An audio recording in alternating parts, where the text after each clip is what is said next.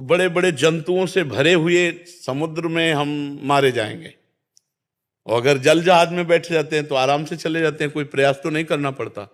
प्राय अहंकारी जीव कामना और कर्ता भाव लेकर के ही संसार में डूबता है, और ऐसे हो जाए तो ऐसे पार हो जाए। भगवान सबको पार कर रहे हैं, भगवान सब तुम्हारे अंदर शक्ति बुद्धि वही दिए हुए हैं, तो तुम्हें कामना नहीं करनी, बस तुम समझ जाओ, कामना नहीं करनी। जो तुम करोगे वही हम देखेंगे, जो तुम करवाओगे वही होगा। पर इस कोटि का समर्पण बहुत जोर की, सत्य इच्छा को प्रभु की इच्छा मान के उसमें कार्यरत हो जाए, मतलब कुछ तो मर्जी अंदर चलेगा, इसलिए उनकी तरफ नहीं, भगवत प्रेरित होता है। जैसे हमारी अभी अभी हम खड़े हो, चलो वृंदावन की परिक्रमा चलते हैं जी, अभी देखा नहीं यहाँ जैसे कैसे होता है, तत्काल एकदम चलिए, ऐसे कोई प्लान नहीं, कोई संकल्प नहीं जी। इसमें और सुलझने के लिए कह रहा हूँ, 2 बच्चे हैं, अभी अंदर इच्छा हो रही है कि इनका ब्याह करना है और इसके लिए थोड़ा धन चाहिए, तो जो मेरा आ रहा है तो उसको मैं जमा करता रहूंगा। तो ये जो इच्छा हुई, ये इसको हम सत्य कुछ उसमें इच्छा का मतलब, इच्छा जो निषेध का विषय है कि मैं ये भोगूं, मैं ये देखूं, मैं ये चखूं, मैं ये सूंघूं, ये जो इच्छा है परमार्थ में ये बाधक है। जो जैसी परिस्थिति में भगवान ने मुझे दिया है उसी परिस्थिति के अनुसार विचार पूर्वक कार्य करना, वो इच्छा नहीं कहा जाता, ये विचार है।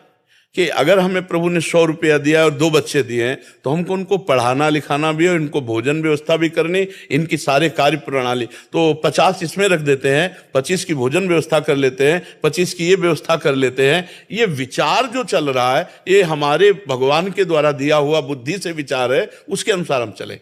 जो इच्छाएं निषेध की गई हैं कि जैसे पराई स्त्री को देखा भोगने की इच्छा हुई, जैसे पराये धन को देखा छीनने की इच्छा हुई, जैसे विशेष विशेष प्रकार के नशा या विशेष विशेष प्रकार के भोग या विशेष किसी पद में जाने की, ये नहीं इच्छा होती, भक्त के हृदय में नहीं होती। सारी व्यवस्था भगवान की तरफ से स्वतः चलती है।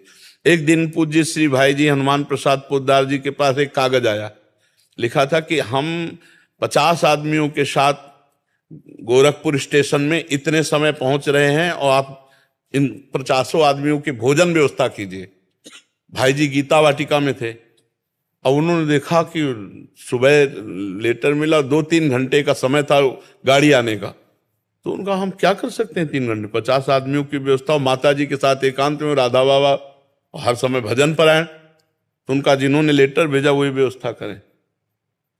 ठीक 2 घंटे बाद एक खड़खड़ा भर करके खीर पूड़ी कचौड़ी सब्जी आई भाई जी के पास। भाई जी ने कहा कैसे? तो बोले आज हमारे यहाँ उत्सव था, तो हुआ गीता वाटिका में जितने भी साधक जो भी पाना चाहे, तो करीब 60-70 आदमियों का भोजन इसमें है। बोले हाँ हाँ तुरंत ले चलो स्टेशन, ले चलो स्टेशन, और खूब उन सबको पवाया और बच गया। ये किसकी व्यवस्था थी? भाई जी को भरोसा था जिसने लेटर दिया है वही भोजन व्यवस्था भी करेगा। नरसिंह मेहता जी के पास भात भरने के लिए उनके बेटी के, तो बोले जिसने ये सब लिखा है वही व्यवस्था करेगा। द्वारिकाधीश ने जो चीज लिखी थी उससे 10 गुना चीजें भात में दी। हमारा विश्वास होना चाहिए, हमारा विश्वास होना चाहिए। देखो हम आपको पक्की बात कहते हैं, अगर आपका विश्वास है कि ये परिवार भगवान का है, भगवान ने दिया है, तो समय पर ऐसे खेल होंगे कि आपको लगेगा प्रभु ये तो सिर्फ आप कर रहे हो, सिर्फ आप कर रहे हो, मैं कहीं नहीं हूं, ये सिर्फ आप कर रहे हो। पक्की बात कह रहा हूं। इसलिए जब तक हमें भगवान पर समर्पण नहीं है तब तक हम अच्छी इच्छाएं करें, बुरी इच्छाओं का त्याग करें, और जब समर्पण हो जाएगा तो अच्छी इच्छाएं भी समर्पित हो जाएगी। फिर विचार आएगा। अब जैसे विचार आया कि यार भगवान देखेंगे, हम क्या करेंगे, अब ये विचार तो भगवान ने तो दिए और निश्चिंत हो गए। मतलब अगर यही चीज शाम के खड़खड़ाता तो बात बिगड़ जाती, लेकिन 2 घंटे में आया है, 2 घंटे में सब ताजी चीजें कि पहले गीता वाटिका ले जाओ, भाई जी पहले पाए गए। सर महाराज जी वृंदावन वास की इच्छा रखनी चाहिए। वृंदावन वास की, हाँ, भगवत प्राप्ति वृंदावन वास नाम जप, ये तो इच्छा परम मंगलमय, इसे इच्छा नहीं कहते, निष्काम ही है। हाँ ये निष्काम अच्छा कहेंगे महाराज जी, प्रयत्न करना पड़ता है श्री जी की कृपा कर। वैसे वृंदावन वास प्रयत्न से नहीं होता, श्री जी की कृपा से होता है। जिनको वृंदा विपिन है कृपा तिनहि की होए, वृंदावन में तवई तो रहन पाई है सोए, कृपा से ही होता है। देखो ये तो एक कहावत सी चल गई कि आशीर्वाद दे दीजिए। अगर हमारे आशीर्वाद से या किसी महात्मा के आशीर्वाद से बात बनती तो कोई महात्मा किसी को साधन करने को नहीं कहता, वो आशीर्वाद ही दे देता। झंझट काहे को करते, घंटे घंटों भाव में लगे हुए, सीधे जाओ आशीर्वाद। ऐसे हुआ आया क्या कुछ तुम्हारे पास? जैसे लोग नहीं वो केवल फिल्मों में दिखाते हैं सही में नहीं होता, सही में कहीं नहीं होता, कहीं नहीं होता सही में। वो केवल फिल्मों में, पोस्टर में दिखाते हैं। पोस्टर में दिखाया को ज्योति निकली उनमें चली गई, वो केवल पोस्टर में मिलेगी और फिल्मों में मिलेगी। सही में उनके वचन के अनुसार चलो तो शक्ति मिलेगी, उनकी आज्ञा के अनुसार चलो तो शक्ति मिलेगी। अगर किसी के पैर छूने से, किसी के हाथ रखने से हमारा काम बन जाए तो हमें विश्व में कहीं तुम लिवा चलो, कहीं भी लिवा चलो। ऐसे समर्थ भजनानंदी महापुरुष, समर्थ जो रात दिन भजन में लगे, वो यही कहते भजन करो, तुम्हें करना पड़ेगा। अगर तुमको दुखों से निवृत्ति तो तुम्हें कर्म करना पड़ेगा। देखो जैसे रसगुल्ला भी है तो हम खाएंगे तो हमें स्वाद मिलेगा, आप खाओगे तो आपको स्वाद मिलेगा। आपके सामने रख दें आप खाओ ना तो स्वाद नहीं मिलेगा। ऐसे ही कृपा जो है वो ये कि भगवान ने आपको साधु समागम दिया, संत समागम में आपको अच्छी बात मिली, अब आप उसे पकड़ लो, यही आशीर्वाद है। ना पकड़े तो ये केवल मतलब एक वचनों का एक बन गया है कि कुछ लोग होते हैं ना, कहते हैं हाथ धर दो, कुछ नहीं होता है भाई। हम कहते हैं नाटक ड्रामा नौटंकी में क्यों अपना जीवन बर्बाद करो, कोई भी रखवा ले, अगर कुछ हो जाए तो हमें बता दो, ईमानदारी से कहते हैं। इनसे कुछ नहीं होता, आज्ञा पालन से होता है। जब आप आज्ञा पालन करोगे, नाम जप करोगे, तभी आपको सब आनंद की प्राप्ति होगी। कभी कभी ऐसा तुक्का लग जाता है कि जैसे आप जो सोच के आए और आए, भले कुछ नहीं हुआ, काम हो गया, अरे बोले बाबा बड़े चमत्कारी, हम सोच के आए थे हमारा काम हो गया। वो तुक्का लग गया, तुम्हारा पुण्य का समय आ गया और उसी समय तुम्हारी एंट्री हुई और तुम्हारी कामना बन गई, तुम्हारा काम हुआ, बोले बाबा बड़े चमत्कारी। वशिष्ठ जी से बढ़कर कोई बाबा चमत्कारी होगा? वशिष्ठ जी भगवान राम के कुल गुरु, वो कह रहे सुनो भरत, भावी प्रबल बिलख कहो मुनिनाथ।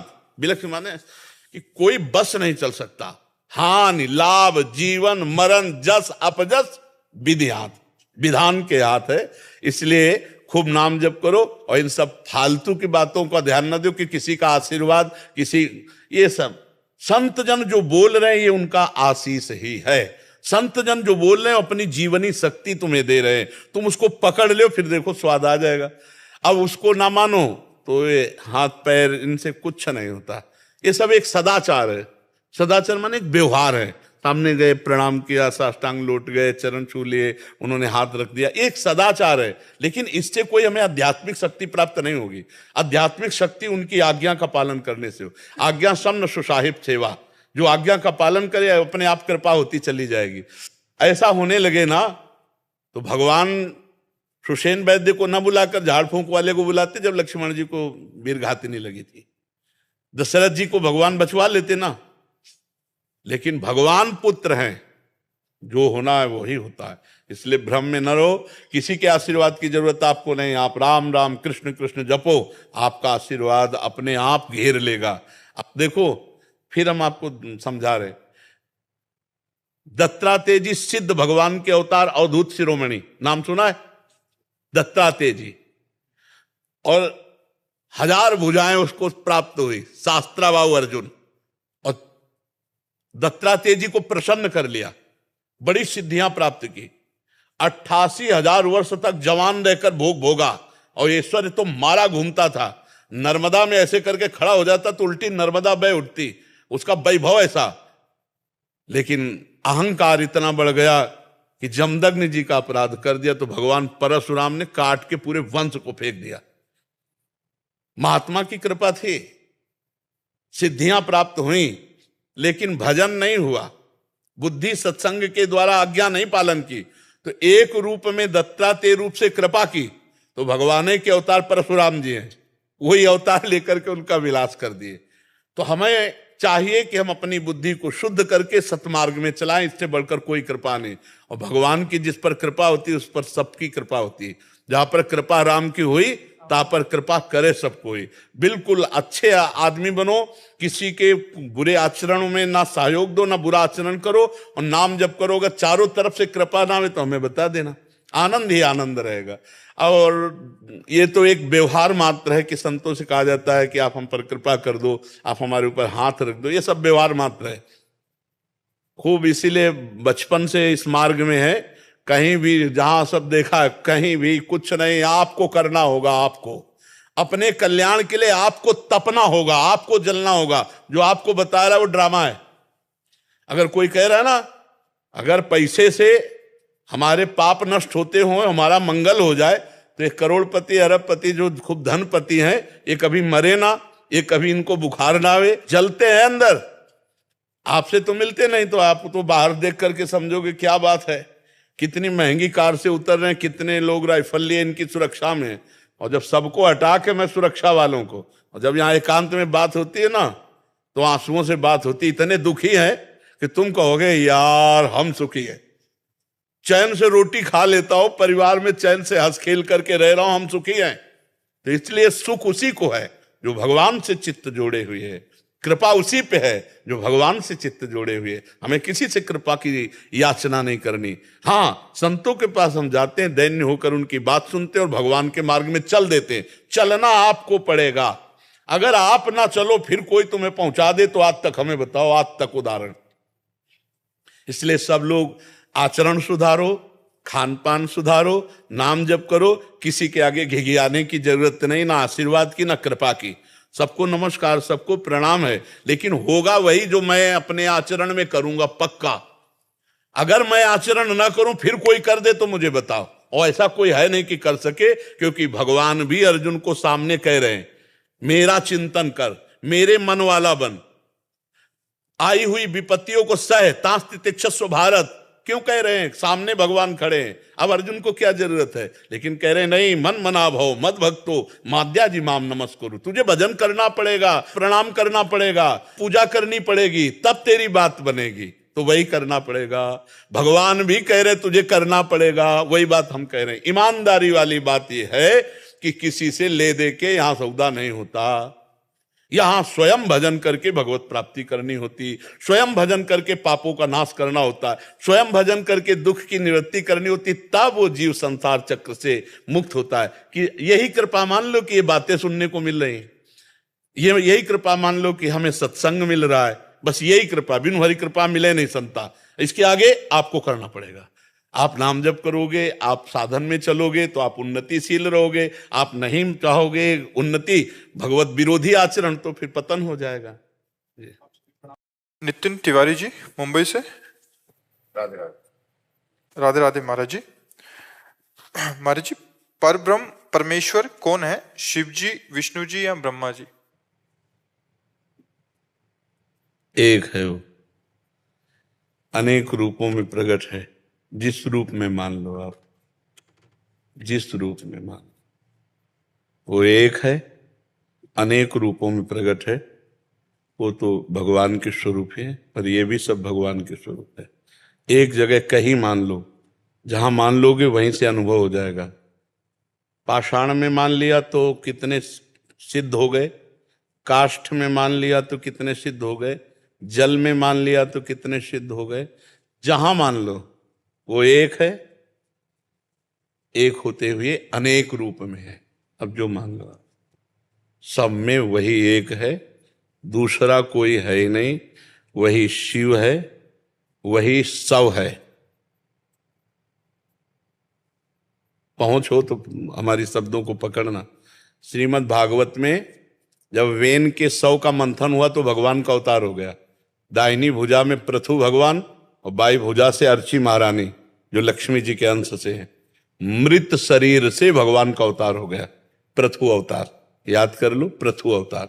वही शिव है, वही शव है, वही शक्ति है, वही शक्ति रहित है। जहां जिधर दृष्टि डालो वो ही वो है। अब तुम्हारी आस्था कहां जुड़ती है? खास बात यह है, वो एक है, एक होते हुए अनेक है। समझ पा रहे हो आप? कोई संशय इसमें?